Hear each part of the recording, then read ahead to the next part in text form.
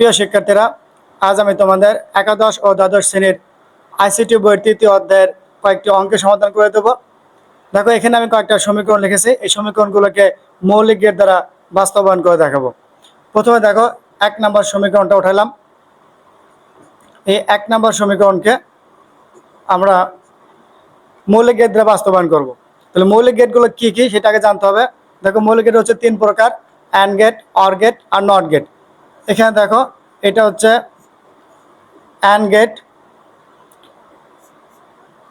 এটা হচ্ছে or gate, আর এটা হচ্ছে নট গেট। এই 3টা গেটের সমন্বয়ে এই সমীকরণটাকে সমাধান করতে হবে। তোমরা একবার সাধারণত অ্যান্ড গেটটা হচ্ছে গুণ বোঝায়, অর গেটটা হচ্ছে যোগ, বার বা নট বোঝায়। এখন দেখো, আমি এই অ্যান্ড গেট, অর গেট আর নট গেটের সমন্বয়ে এই সমীকরণটাকে বাস্তবায়ন করব। তাহলে এখানে দুইটি ইনপুট আছে, এ আর বি।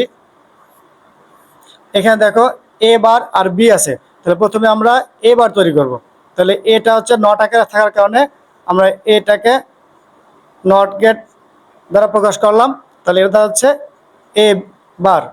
এবার দেখো, আমরা এখানে বি নিলাম। এই এ বার আর বি গুণ আকার আছে। গুণ থাকলে কোনটা হয়? গুণ থাকলে হচ্ছে অ্যান্ড গেট হয়। এটা হচ্ছে অ্যান্ড গেটের প্রতীক। তাহলে এটা ফলাফল হচ্ছে এ বার বি। এবার দেখো, এ বি বার আছে।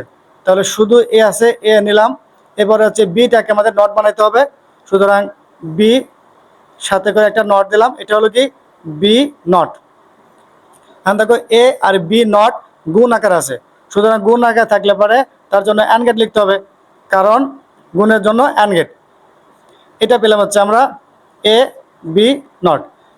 এরপরে দেখো, এই দুইটা গেট আবার প্লাস আকার আছে। প্লাস থাকা মানে অর গেটকে অর গেট বোঝাচ্ছে, প্লাস থাকা মানে অর গেট বোঝাচ্ছে। সুতরাং তাহলে আমরা এখানে অর গেটের প্রতীক অঙ্কন করব। তাহলে এই পাশ থেকে পেলাম হচ্ছে এ বার বি প্লাস এই পাশ থেকে পেলাম এ বি বার। এভাবে তোমরা যে কোনো সমীকরণকে খুব সহজেই মৌলিক গেট দ্বারা বাস্তবায়ন করতে পারবা। এভাবে তোমরা 2 নাম্বার আর 3 নাম্বার করে আমাকে কমেন্ট বক্সে জানাও।